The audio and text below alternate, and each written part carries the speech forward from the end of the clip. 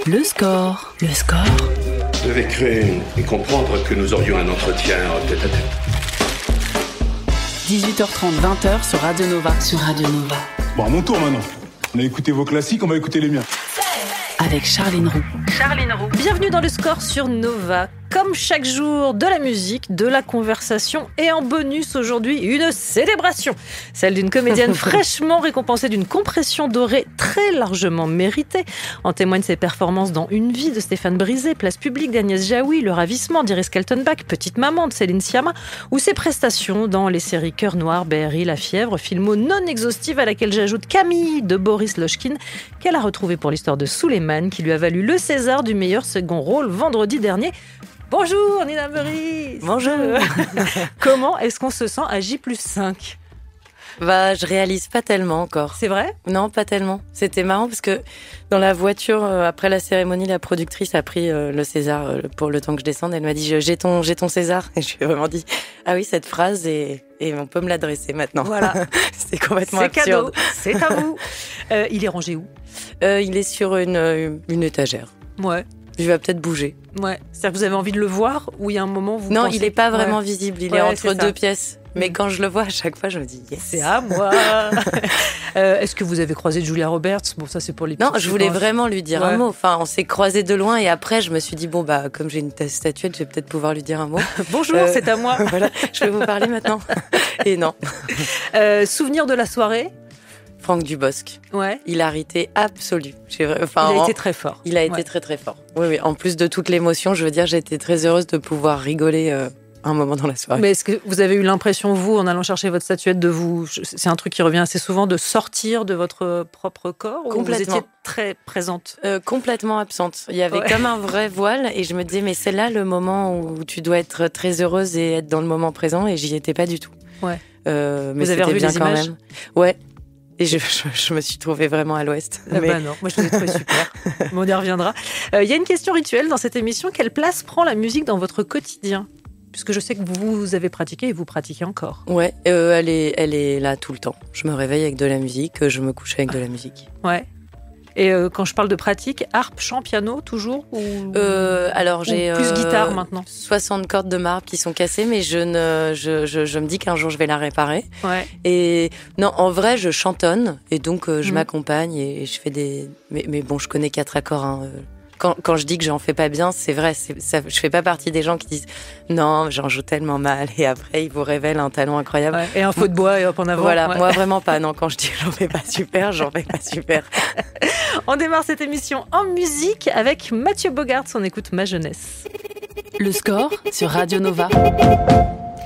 Ma jeunesse, c'est Mathieu Bogart sur Nova et Mathieu Bogart, dont je crois savoir que mon invité est plutôt, je veux pas dire fan, mais amatrice, Nina Meurice. Je l'adore parce que je l'ai vu dans un concert à Caen qu'organisait mon père où il était juste là avec sa guitare et ça fait partie des artistes comme ça, quand ils rentrent dans une pièce, il y a que eux et il y a une espèce de vibration dans la salle incroyable. En fait, j'ai pleuré pendant le concert, ce qui m'arrive vraiment rarement. Ouais. Et je trouve que son grain de voix, il y a quelque chose qui me touche beaucoup chez lui. Preuve de l'importance de la musique dans votre vie et sur vos humeurs, vos tout premiers mots en recevant la statuette, en l'occurrence le César de la meilleure actrice dans un second rôle, vendredi dernier, les premiers mots ont été « Oh, j'ai envie de vous faire une danse de la joie, vous pouvez pas savoir comme je suis contente ». Alors, est-ce qu'on était plutôt sur un cha-cha, sur un foxtrot ou sur du crump, vraiment, clairement ? Ouais, cha-cha, c'est pas mal, ouais. Non, mais en fait... Je sais pas, j'avais en fait aussi, j'ai pensé à Benigni, à ces gens-là qui ont le corps qui exulte quand ils sont contents et que parfois les mots sont pas très justes pour dire je suis contente, ça paraît si petit par rapport à l'effet que ça fait, que du coup je me disais si je savais danser, je ferais des grands mouvements. Mais exulter en tenue de soirée, c'est jamais très pratique. Hein. C'est vrai. On peut se le dire. Mais la robe était très pratique par ailleurs. Très belle aussi, si je peux me permettre. Vous avez poursuivi en louant votre partenaire. Sangaré, quelle joie immense de me plonger dans les yeux de cet homme. Cet homme lui-même récompensé dans César de la Révélation, prix d'interprétation à Cannes aussi. Accompagner un film, en l'occurrence l'histoire de Souleymane sur une si longue durée, c'est quel genre d'expérience ? La durée, vous parlez de quelle durée ? C'est-à-dire que le film a été présenté à Cannes, il est sorti, il a une durée de vie qui est quand même... Il a très bien marché en salle, il est récompensé au César. C'est pas si fréquent d'accompagner un film aussi longuement ? C'est vrai, malgré le fait que j'ai pas tellement fait de promo, moi, donc j'étais pas tellement dans cette temporalité-là. J'étais juste, très, très touchée que plus le temps avançait, plus je voyais que ça prenait, que les gens étaient très émus. Entre la projection à Cannes, où il y avait vraiment...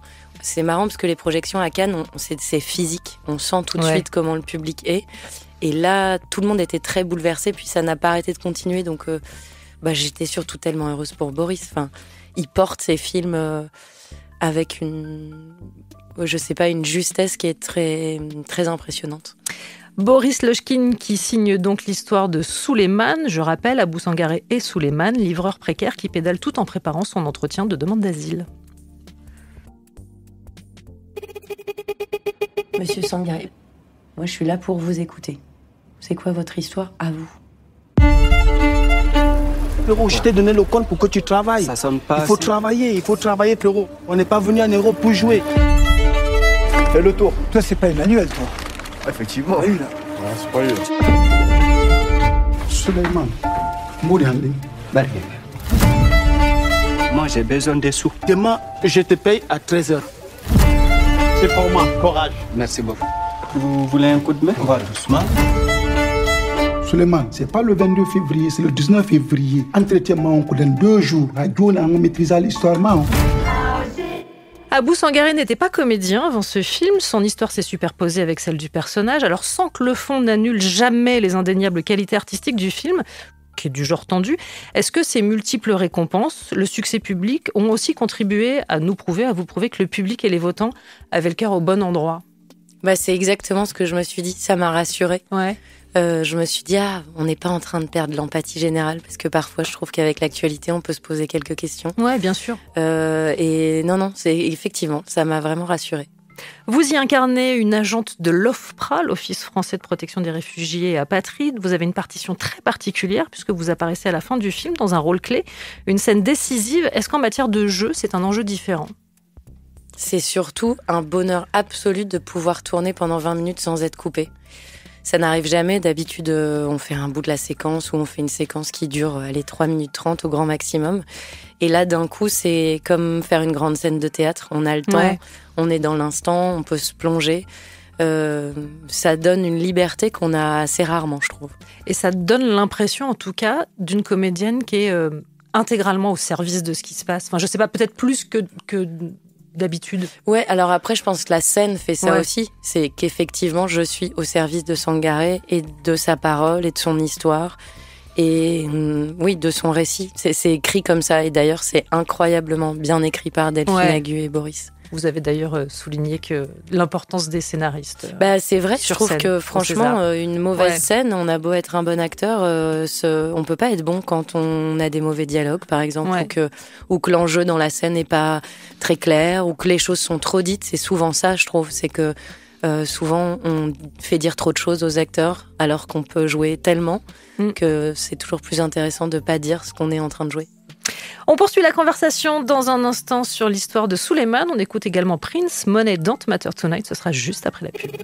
Le score sur Radio Nova. Nova. Money Don't Matter Tonight, Prince sur Nova. Et Prince qui, je crois, a une histoire ratée avec Nina Meurice, me semble-t-il. Un concert auquel vous n'auriez pas pu assister. Je l'ai rêvé, ça, ou pas ? Ah bon ? Non ? Il n'y a pas un concert de Prince auquel vous vouliez absolument vous rendre et ça ne s'est pas fait ?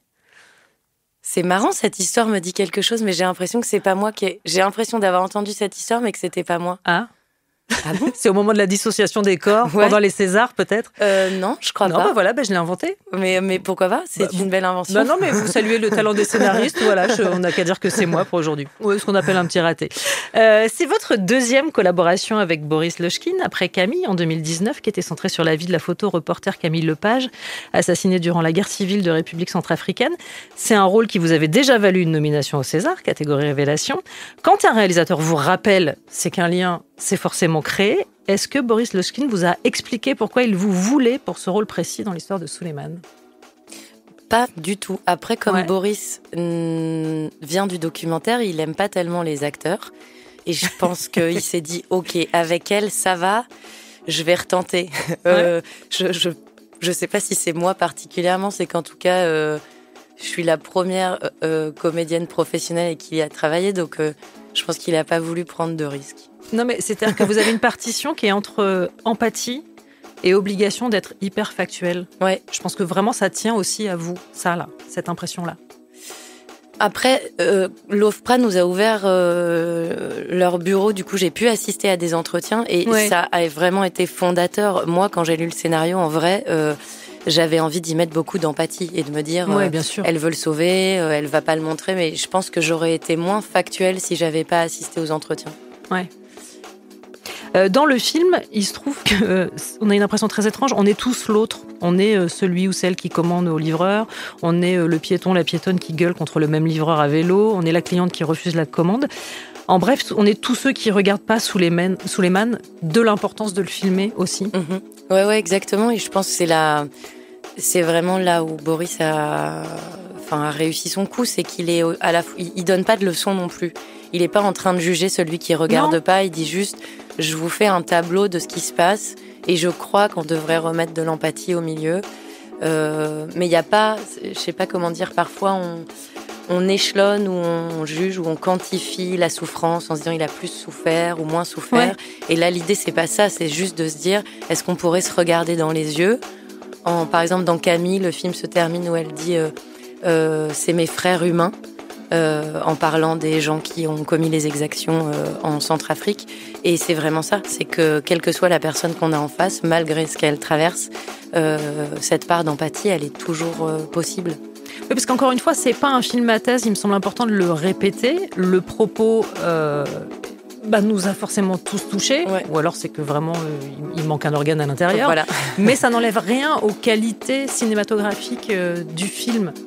Ah oui, ce que je veux dire, il y a une alliance totale, en fait, il y a un alignement entre le fond et la forme. Je pense aussi dans la manière de fabriquer, c'est-à-dire c'est une toute petite équipe, il y a 12 personnes, c'est une petite économie. Le chef opérateur Tristan Galland, qui est un génie de l'image, qui fait le point pour la plupart du temps tout seul, qui arrive à faire cette image très très cinématographique, je trouve hyper dense, avec des gros contrastes et tout ça, alors qu'il n'y a pas d'éclairage. Mais c'est ça que j'adore chez Boris, c'est qu'il y a quelque chose de très cohérent entre son discours d'homme dans la vie et son discours au cinéma et la manière dont il fait des films. Est-ce que c'est le genre de rôle, alors attention c'est une grande phrase, mais qui permet un alignement entre la comédienne et la citoyenne ? Ce qui ne doit pas être si fréquent, j'imagine. Dans votre film ou à vous, si, mais de manière générale... Mais en fait, je ne sais pas si c'est nécessaire l'alignement. Moi, j'adorerais faire une grande méchante machiavélique. Je n'ai pas besoin d'être alignée. Forcément. Non, je dis pas que c'est une obligation, c'est vrai. Mais pour le coup, j'imagine qu'il doit y avoir aussi quelque chose de satisfaisant à un endroit, de se dire que tout s'aligne. Ouais, tout à fait. Après, je pense que moi, encore une fois, j'aurais mis beaucoup plus d'empathie que ce personnage. Elle retient beaucoup les chevaux, quoi. En tout cas, sur la thématique du film, ça c'est certain. J'avais vraiment l'impression de participer à un film nécessaire. Le film est encore dans les salles, il est aussi désormais dispo sur les plateformes de VOD. Les Césars, c'était peut-être d'une certaine manière la fin d'une expérience collective, mais le film continuera de vivre. Et de collectif, il sera aussi question dans la suite de l'interview, juste après Gonzalez. Le score sur Nova, sur Radio Nova. Avec Charline Roux. Gonzalez sur Nova, You Can Dance. Alors, il paraît que vous avez une histoire commune, Nina Meurice. Non, j'adore ça. Je me suis pas née sur Prince, je vais pas la refaire. Non, Gonzalez, You Can Dance. C'est ça. Mais Gonzalez, que vous appréciez. Là, je me suis pas trompée. Non, j'adore Gonzalez. Alors moi, j'ai plutôt en tête ce qu'il a fait au piano. Ouais. Que vraiment, j'en ai mis plein dans mes playlists de personnages. Ou alors. Vous faites des playlists de personnages de manière systématique ? Ouais. Et j'ai aussi une playlist triste, qui est vraiment la playlist des chansons qui me font pleurer. Et il y a quelques solos de Gonzalez qui sont dedans. On écoute quand une playlist triste ? Pour le jeu ou pour le jeu, dans la vie de tous les jours, genre là aujourd'hui Non, ouais, ça je faisais ça quand j'avais 15 ans et que mon petit ami venait de me quitter pour une autre à la boum du samedi soir, mais non, avant une scène quand il faut que je me remplisse beaucoup et que j'en ai marre de tuer mon père, ma mère et mon fils. Maintenant je me dis non, je vais vraiment prendre de la musique. Autre actualité à partir du 3 avril, 20h55 sur Arte et dès le 26 mars sur arte.tv. Une mini-série réalisée par Laure de Butler d'après un scénario d'Anne Landois et Sophie Covès-Brun. 37 secondes en est le titre. Et 37 secondes, c'est la vitesse à laquelle le chalutier breton Bugalet Braise a coulé au large des côtes britanniques en janvier 2004. Vous y êtes Marie, la belle-sœur d'un des marins disparus qui devient le fer de lance du combat des familles. Est-ce que vous aviez pris connaissance de cette histoire au moment du drame ou en suivant les rebondissements multiples de l'enquête ? J'ai pris connaissance de cette affaire en lisant le scénario. Je ne connaissais pas cette histoire avant. Et juste, je précise que c'est une série de Laure de Butler, réalisée par Laure de Butler. Je l'ai dit. Ah, d'accord, pardon, j'ai pas entendu. Non, mais parce que souvent, quand on parle des séries, on non, j'ai mis tout le monde. Les productions et les scénaristes, et je remarque qu'on oublie souvent les réalisateurs. Non, cité. Parce que Laure est incroyable. Elle a vraiment chapeauté ce tournage d'une main de maître, en plus d'avoir mis une joie quotidienne à ce tournage. Je le note parce qu'il y a peu de réalisateurs comme ça qui, entre deux installs de machinerie un peu longue, prévoient un plateau de langoustine parce qu'au Guilvinec, on est au pays de la langoustine pour nous faire patienter. Trop bien. Voilà. Je dois dire qu'elle était quand même incroyable. Mais non, je connaissais pas du tout cette histoire avant. J'avoue que j'étais assez sciée. Et alors, de fait, devant la complexité de la dite enquête, comment est-ce qu'on se prépare pour un rôle qui nécessite à la fois une bonne connaissance des faits, un esprit de combat, mais aussi un corps entraîné, parce que Marie est marieuse, ce qui n'est pas rien en termes d'engagement physique. Ouais, c'est vrai. Alors déjà, il y a beaucoup de documentaires, de podcasts, d'émissions sur le Bugaled, donc et même d'archives. Donc ça, c'était très enrichissant de pouvoir avoir ce matériel-là. Et après, je suis allée découper du poisson au mariage à 5h du mat. En me faisant un peu taquiner par le poissonnier qui me dit: alors, t'es en train de découper quoi là? C'est du taco ou c'est Et c'est un poisson. Voilà. Et non, c'était génial de pouvoir faire ça, génial. Alors, la spécificité de la série, qui est par ailleurs formidable, c'est que l'enquête est traitée du point de vue des familles. Ouais. Est-ce que c'est un enjeu supplémentaire, même s'il y a une part de fiction dans l'histoire? Est-ce qu'il y a un enjeu à l'idée de ne pas trahir ce qu'elles ont vécu? Alors, on les a pas rencontrées et la volonté de la scénariste, c'était vraiment de partir de l'histoire du Bugaled, mais de vraiment fictionner l'histoire des familles aussi pour justement ne pas faire trop ou pas assez ou prendre le risque de pas tout dire. Mais oui, quand on fait une histoire vraie, on a toujours un peu l'envie que ce soit au bon endroit. Et c'est un personnage assez formidable parce que je crois que c'est vous qui le dites, elle n'est pas du côté des sachants, mais c'est une femme qui refuse absolument la fatalité. Complètement. Ouais. Ce que j'adore chez Marie, c'est qu'elle refuse la fatalité et qu'elle est bien dans son endroit. Ce qu'elle veut juste, c'est que sa vie de marieuse avec son mari et sa fille redevienne comme avant. Et ça fait pas partie des... souvent, on place les personnages dans ce milieu-là, en quête de changement de milieu social, etc. Et elle est bien dans sa vie. Elle veut juste qu'on la considère et qu'on les considère et qu'on les entende. Une femme qui se découvre elle-même tout en s'engageant pour un groupe. Une femme qui s'engage, j'ai envie de dire que ça revient quand même assez souvent dans votre film. Ouais, c'est vrai. Camille, les algues vertes, la fièvre. Ouais, c'est vrai. Après, j'ai l'impression que c'est aussi les personnages, pas les plus intéressants, mais les personnages qui ont des enjeux forts dans la vie. Du coup, ça demande dans le jeu de jouer des enjeux très hauts, ce qui est toujours assez exaltant. Après, je suis pas contre faire un personnage ramollo et mou et hilarant d'être à côté de la plaque. Ouais.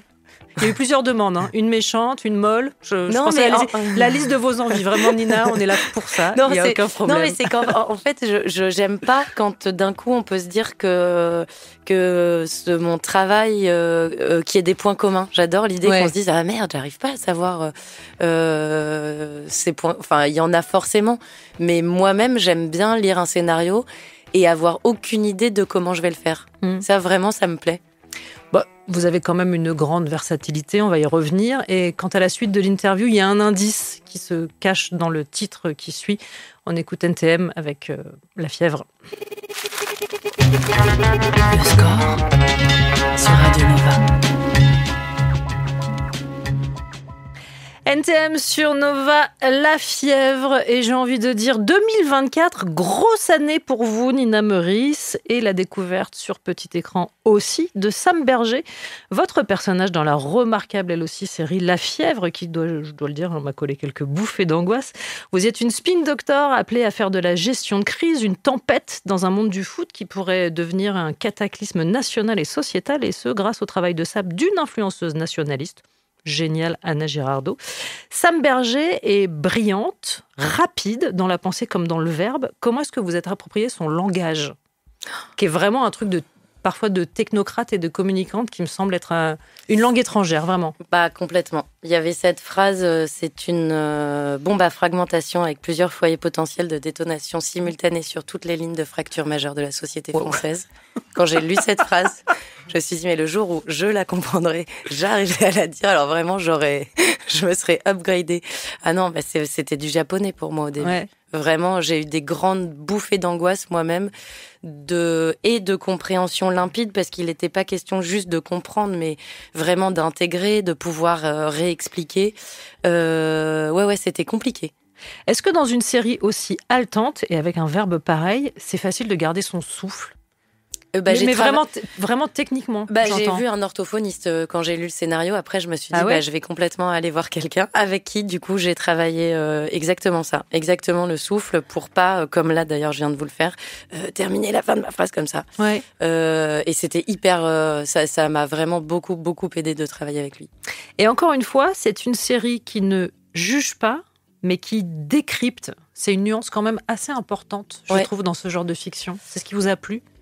Il y a tellement de choses qui m'ont plu. C'est pour le coup, c'est brillant dans l'écriture. Ouais. C'est vraiment, effectivement, il y avait une limpidité d'analyse de la société d'aujourd'hui.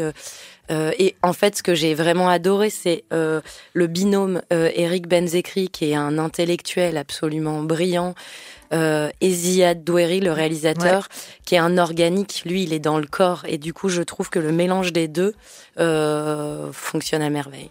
De l'apprentissage des techniques de communication, est-ce qu'il vous est resté quelque chose qui vous soit bénéfique pour l'art que vous exercez ou pour la vie de tous les jours ? Je viens de lire Résister de Salomé Saké, par exemple, et je trouve que c'est une bonne continuité, quoi. D'un coup, je me dis, voilà, faut quand même bien savoir quels médias on lit, on écoute, d'où ça vient. Est-ce qu'on n'est pas en train de nous faire croire à tout un grand mensonge ? La Fièvre, c'est disponible sur MyCanal. C'est réalisé, vous le disiez, par Ziad Doueri, qui officie également sur la série Cœur Noir, qui, elle, est sur Prime. On en a parlé avec Jérémy Nadeau. Une série qui suit un commando des forces spéciales françaises. Vous y êtes TELD, soit tireur d'élite à longue distance. Encore une fois, on retrouve la force du collectif, mais aussi, j'imagine, quelques compétences particulières, genre force et précision. Ah ouais, en plus, il m'avait mis l'accessoiriste, il m'avait mis 16 kilos dans le sac à dos, il m'avait mis 2 gueuses, et à chaque fois, je mettais ma main dans le sac à dos. Une gueuse, c'est c'est un sac de sable qu'on met pour tenir les pieds de projecteur. Et comme c'est plat et lisse, quand je mettais ma main dans le sac à dos, à chaque fois, je disais, mais comment ça se fait que ce sac est si lourd ? Parce que donc j'avais 16 kilos, plus la Kalachnikov, plus mon arme de pointe. Et donc, je dois dire que les moments où je dois grimper la montagne et où Ziad me criait « C'est dynamique, Nina, c'est dynamique !» Chaque fois, Dynamique toi-même. J'avais un peu envie de lui dire « On va échanger 5 minutes. » Il y a une saison 2, oh là là, je vais la refaire, du coup en français c'est mieux. Il y a une saison 2, tout comme il y a une saison 2 à la série BRI sur Canal+, réalisée par Jérémy Guez. Vous y êtes la chatoyante fille d'un truand gitan qui reprend les rênes de l'activité familiale. J'ai dit chatoyante. L'exubérance, est-ce que c'est si facile à restituer ? Franchement, Nina Pérez, elle est jouissive. C'est le clown, s'il n'y a rien qui est impossible avec elle. Franchement, en plus, c'est vraiment ce qui est hyper agréable avec Jérémy Guez, c'est que j'ai champ libre. Donc, je peux être dans une hystérie totale. Il va me laisser faire. Je peux dire, je peux essayer un truc.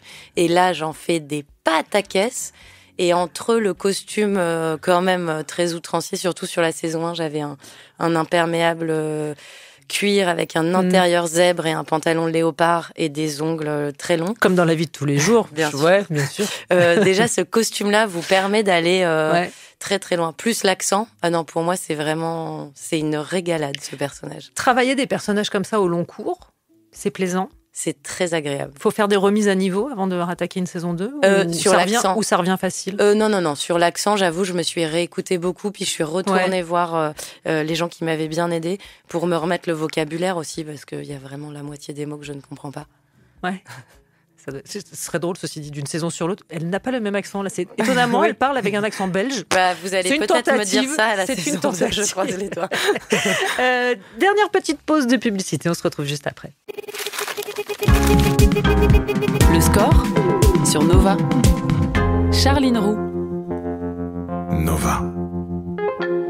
Toujours en compagnie de Nina Meurice. Et j'ai noté que vous vous êtes appelée 2 fois Nina dans des fictions, dans BRI, dont on vient de parler, et dans Place Publique 2 et avec Agnès Jaoui. Ah oui, c'est vrai. Vous y étiez sa fille et celle de Jean-Pierre Bacry. Rien que ça, déjà, à énoncer, je trouve que ça fait des points, quoi. Il y a un truc un peu... Franchement, ils sont incroyables tous les deux. C'est des grands hommes, ces deux-là. Vous avez travaillé avec Agnès Jaoui au cinéma, puisqu'il y avait aussi Au bout du compte, et au théâtre. Elle vous a dirigé dans Un air de famille et Cuisine et dépendance. Dans un portrait que vous consacrez, Le Figaro Madame, des propos d'Agnès Jaoui étaient retranscrits. Vous souvenez-vous desquels? Que je pourrais être sa fille? Elle me fait penser à moi à son âge. Ah oui, voilà. Oui, elle me l'a dit souvent. Je le prends comme un immense compliment. Mais ça, c'est pareil, il faut le mettre sur une ligne de CV. Ouais, c'est vrai. On pourrait être la fille d'Agnès Jaoui. Je vais le rajouter. À côté de César. Non, mais je sais pas, je trouve qu'il y a un truc qui... Ou je le fais graver sur le César. Pas cap. Non, pas cap. Je vous parle d'Agnès Jaoui parce que j'imagine que ça a été quelqu'un de très important dans votre carrière, votre filmo, ou même sur les planches. Et je vous parle d'elle aussi parce qu'elle est comédienne, metteuse en scène et réalisatrice. Et je crois que de ce côté-là, il y a des envies aussi. Vous avez réalisé un court-métrage. Ouais. Vous avez participé à Délibération aussi, me semble-t-il. Oui, qui est un court-métrage pour la collection Adami. Et j'avais fait un documentaire avant. Petit traité de marketing. Ah, ça c'est une autre fiction. J'avais 18 ans, c'était pour un concours en Normandie. Ouais. Et j'avais fait un documentaire qui s'appelait Entre deux sur des portraits de patients en hôpital psychiatrique. C'est toujours une envie?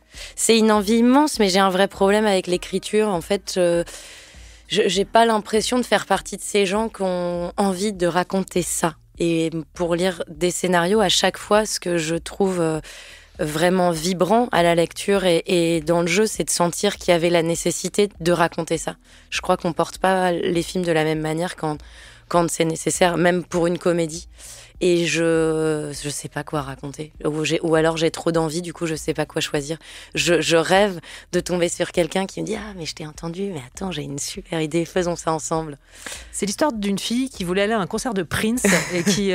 non, ça va peut-être être ça. C'est l'histoire d'une fille qui avait décidé de faire graver sur son César « Pourrait être la fille de... » Mais pourquoi pas? Nul. Non, c'est nul, ne me suivez pas. Je voudrais terminer cette interview en revenant à votre discours en recevant votre César. Putain, c'est dur ce métier. Ouais, c'est vraiment dur, mais je suis trop contente. C'est vraiment dur. Et je suis très heureuse d'avoir pu parler à la commission des enquêtes sur les violences à l'Assemblée nationale, parce que ça faisait longtemps que j'avais envie de le dire. Je crois que c'est resté à l'intérieur de moi pendant trop longtemps, et qu'il est temps de dire qu'il y a des choses qui ne sont pas possibles. Je crois que pendant longtemps, j'aime tellement ce métier, c'est tellement l'endroit où je suis bien que je voulais pas voir ce que j'avais traversé, et que pour voir la sidération dans le regard de ma famille ou des amis quand je commence à raconter sans rire des situations qui me sont arrivées, maintenant je mesure la violence de ce qui s'est passé, et je me dis que c'est vraiment trop. La sidération, moi, c'est vraiment ce qui m'a étreinte quand je vous ai vu témoigner, en l'occurrence d'une première expérience ciné où vous avez subi des choses qu'une gamine de 10 ans ne devrait jamais être amenée à subir. Vous avez témoigné en même temps qu'Anna Mouglalis.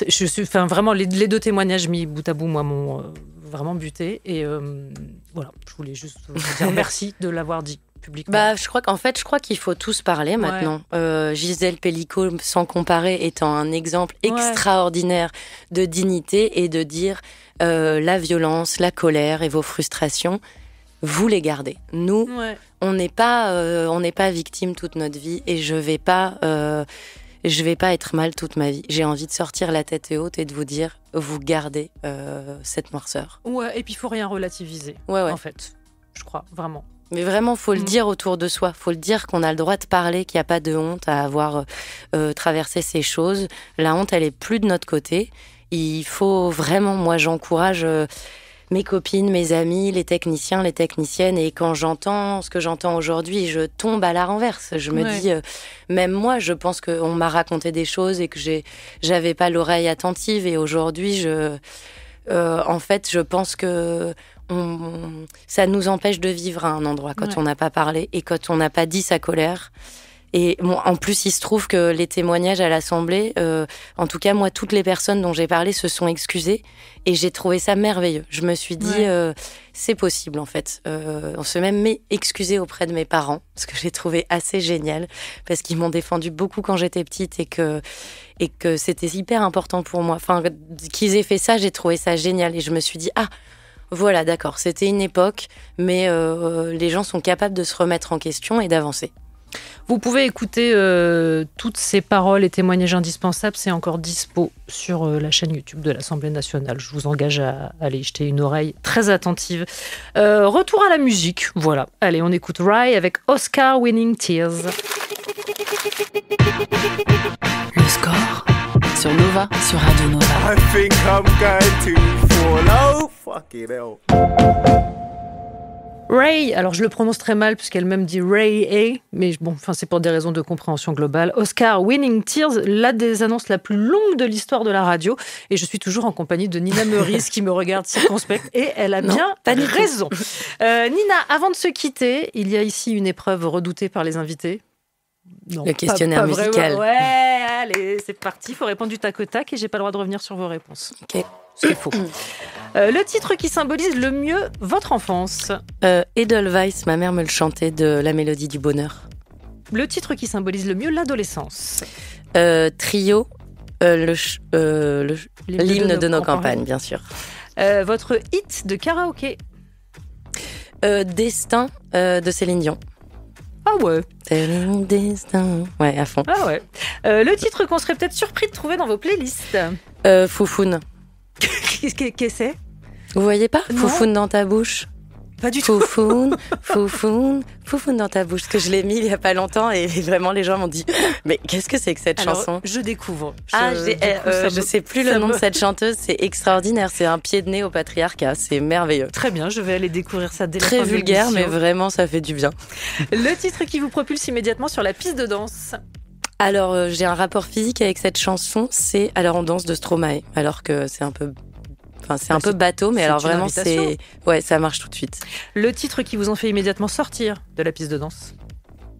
Il y a Gracias a la vida de Mercedes Sosa ou Un petit Sabbat Mater. Évidemment. Là, je sors de la boîte. Votre chanson de comédie musicale préférée ? Je pense que c'est Jet Song dans West Side Story. Le titre que vous avez le plus écouté ces derniers jours ? Si, c'est parce que je viens de m'acheter le vinyle Polka Salad Annie de Tony Joe White. Très bien. Et la chanson dont vous avez un mal de chien à vous débarrasser une fois que vous l'avez en tête ? Alors, en fait, c'est La banane de Philippe Catherine, parce qu'à chaque fois que je vois une banane, j'ai cette chanson en tête et je me dis non, mais c'est pas possible. Parce qu'on en voit beaucoup des bananes, en fait. Effectivement. On n'a pas l'impression, mais il y en a beaucoup. Ça doit être une expérience d'aller au supermarché avec vous. C'est très chiant. Ouais. Bon, voilà, vous êtes acquitté de cette formalité avec une certaine grâce, je dois dire. Je rappelle que l'histoire de Souleymane, c'est toujours dans les salles et que c'est aussi sur les plateformes de VOD. À tous ceux qui ne l'ont pas vu, vraiment, je ne veux pas dire que c'est une obligation parce que la contrainte ne marche jamais, mais vraiment, c'est un film fantastique. Voyez-le et 37 secondes, ce sera à partir du 3 avril, 20h55 sur Arte. Ce sera dès le 26 mars sur arte.tv. Nina Meurice, on va passer à votre playlist, puisque vous avez choisi des titres pour nous accompagner dans la demi-heure qui vient. Et pour démarrer, Chet Baker, Something Like This. Pourquoi ce titre ? J'adore Chet Baker. Je sais pas, il y a je sais pas. Tout simplement, je l'adore. Eh ben allez, c'est suffisant. Le score sur Radio Nova. Césaria Evora pour clore le score dédié à Nina Meurice, jeune césarisée. Wow, ça me fait tellement plaisir. Merci mille fois d'être passé par ce studio. Merci à vous. Et regardez aussi la série Arte. Voilà, on a parlé beaucoup de Souleymane, mais regardez aussi cette série 37 secondes sur Arte. Merci mille fois. Il est 20h, il est grand temps de retrouver David Blo et le Nova Club.